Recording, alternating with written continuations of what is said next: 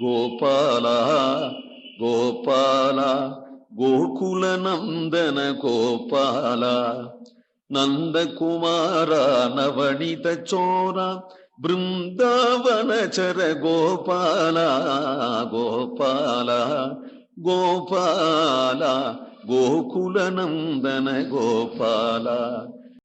என்னிது மாயம் என்னப்பல் அறிந்திலன் முன்னஜ வண்ணமே கொண்டாளவாய் என்ன மன்னு நமுச்சியை வானிரு சுழற்றிய மின்னுமுடையானே அச்சோ கச்சோ வேங்கடவாணனே கச்சோ கச்சோ.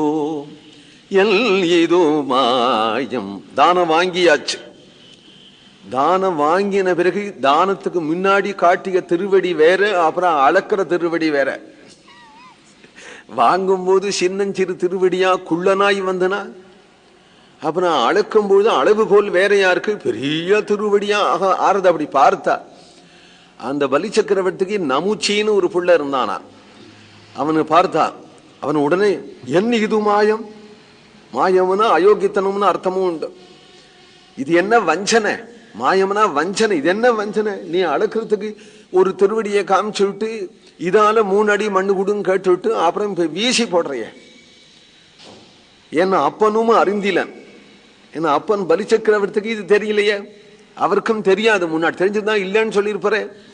அவருக்கும் தெரியாது, அவருக்கும் புரியாது.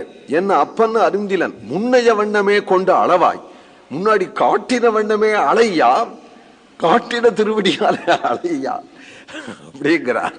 இவரோ பெரியவரா போயின்றிருக்கிறார். இந்த காலை தூக்கி விட்டார். தூக்கினதும் அவன் என்ன பண்ணான், அந்த நமுச்சி காலை கெட்டியா பிடிச்சு விட்டான், தூக்கவே விடாம. அவன் அசுரனாச்ச. இந்த அசுரன் அதுவா காலை பிடிக்கிற வழி. இந்த காலை கெட்டியா பிடிச்சு விட்டான். இவரோ தூக்கி பிரம்மலோக பரியந்தம் விட போறார்.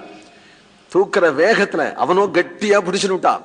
இந்த பிடிச்சென்றதும் அவன் பலமா இவர் பலமா, அவன் பிடிச்சென்றதும் அவன் திருவடியை கபக்குனா அப்படி தூக்கி பிரம்மலோகம் வரையிலும் போகிற பாதத்துல காலை ஒட்டின்ற தப்பளை மாதிரி இவன் காலை பிடிச்சுன்றத பார்த்து ஒரு உதறல் உதறினார்.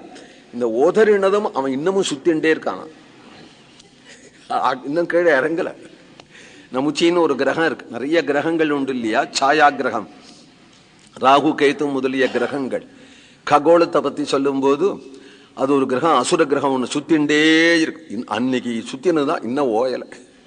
அது என்ன ஸ்டைலா காலை தூக்கினாரோ தெரியல, சுத்தின்ண்டே கிடக்கிறதுக்கு அவர் திருவடியை ஆசைச்சாதான் நிலையான வாழ்க்கை நடக்கும்.